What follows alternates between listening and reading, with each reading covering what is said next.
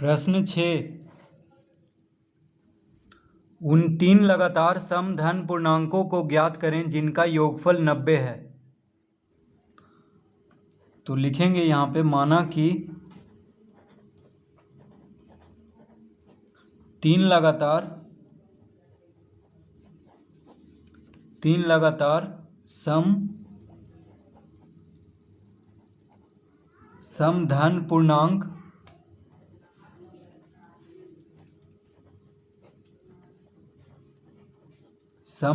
पूर्णांक है x, x+2, x+4। तो पहला संख्या जो कि सम धन पूर्णांक है उसको हम x मान लेंगे, ठीक है। अब x में 2 जोड़ेंगे तो दूसरा सम धन पूर्णांक ज्ञात हो जाएगा लगातार। फिर x में 4 जोड़ देंगे तो तीसरा संख्या जो कि सम धन पूर्णांक है वो ज्ञात होगा। सम मतलब क्या हुआ? वैसी संख्या जो 2 से विभाजित हो जाए। तो पहला संख्या को x माने हैं तो दूसरा लगातार सम धन संख्या क्या होगा? x+2 और तीसरा संख्या हो जाएगा x+4। जैसे 2 क्या है? सम संख्या है, तो 2 में 2 जोड़ते हैं तो 4 होता है। 4 क्या है? सम संख्या है 2 के बाद। उसी तरह 2 में अगर 4 जोड़ दें तो 6 आ जाता है। तो 6 क्या है? सम संख्या है। तो पहला संख्या को अगर x मानेंगे तो दूसरा संख्या हो जाएगा x+2, तीसरा संख्या हो जाएगा x+4। क्योंकि सम संख्या ज्ञात करना है इसलिए 2 जोड़ेंगे। अब लिखेंगे अतः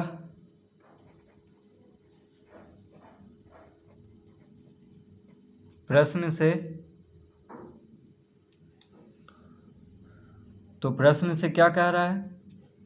3 लगातार सम धन पूर्णांकों को ज्ञात करें जिनका योगफल 90 है। यानी सबको जोड़ेंगे, x+2 प्लस x+4 बराबर 90।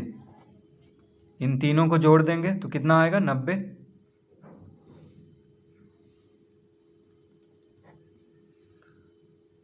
ये हो गया समीकरण। अब इसको हल करेंगे तो x और x को जोड़ेंगे तो 3x हो जाएगा।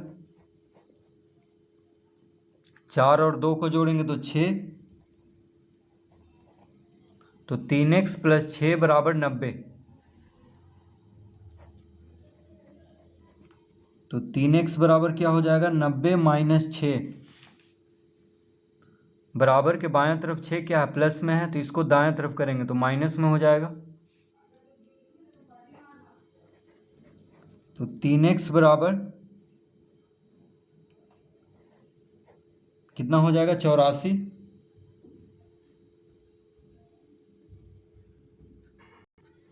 नब्बे में से 6 घटाएंगे तो आएगा 84। तो x बराबर हो जाएगा, अतः x बराबर 84/3।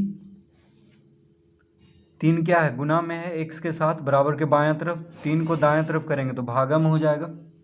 84 को 3 से भाग देंगे तो देखिए 3 दूना 6, 2 इधर गया 24 हो गया, 3 × 8 = 24। यानी x बराबर आ गया 28। तो पहला सम धन पूर्णांक क्या आ गया? 28। तो लिखेंगे अतः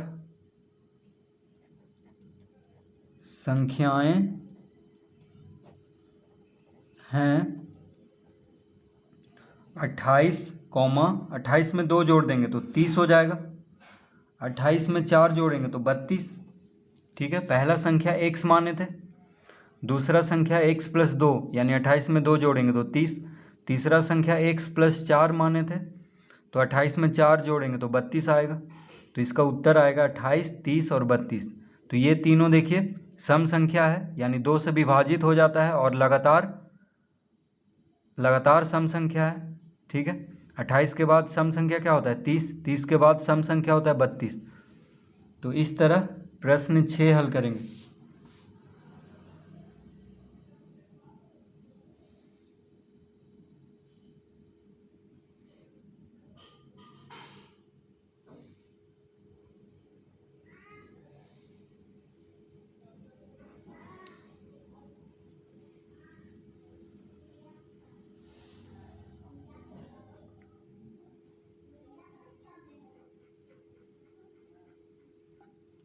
प्रश्न 7, 3 लगातार विषम धन पूर्णांकों का योगफल 87 है, पूर्णांक ज्ञात करें। तो लिखेंगे माना कि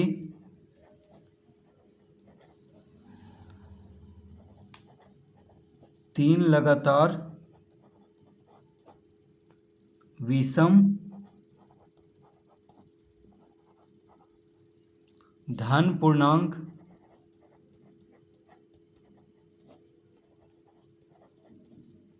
है x, x plus 2, x plus 4।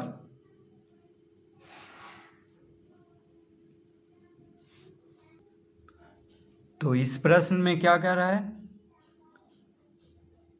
3 लगातार विषम धन पूर्णांक। तो देखिए पहला विषम धन पूर्णांक को x मानेंगे, तो दूसरा क्या होगा? x प्लस 2, क्योंकि दो दो जोड़ने पे आगे वाला विषम संख्या ज्ञात होता है। जैसे एक क्या है? विषम संख्या है, तो एक में 2 जोड़ते हैं तो 3 आता है, 3 में 2 जोड़ते हैं तो 5 आता है। ये सब क्या है? विषम संख्या है। विषम संख्या मतलब हुआ वैसी संख्या जो 2 से विभाजित ना हो। तो पहला संख्या को अगर x माने हैं तो दूसरा विषम संख्या क्या होगा? x plus 2। तीसरा लगातार विषम संख्या क्या होगा? x plus 4। ठीक है, अब लिखेंगे अतः प्रश्न से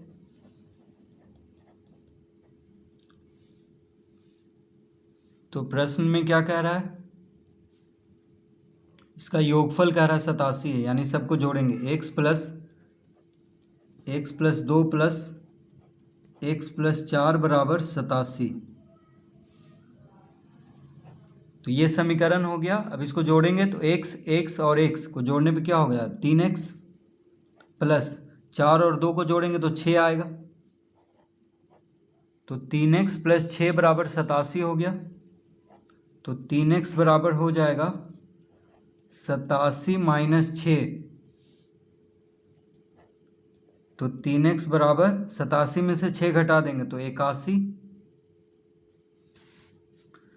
6 बराबर के बायां तरफ प्लस में है, तो इसको दायां तरफ करेंगे तो माइनस में हो जाएगा।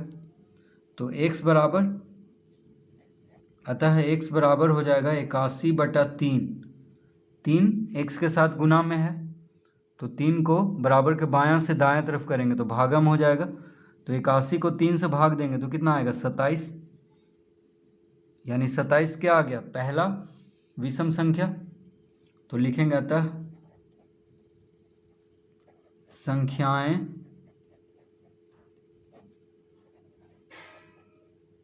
है 27, 27 में 2 जोड़ेंगे 29, 27 में 4 जोड़ेंगे 31।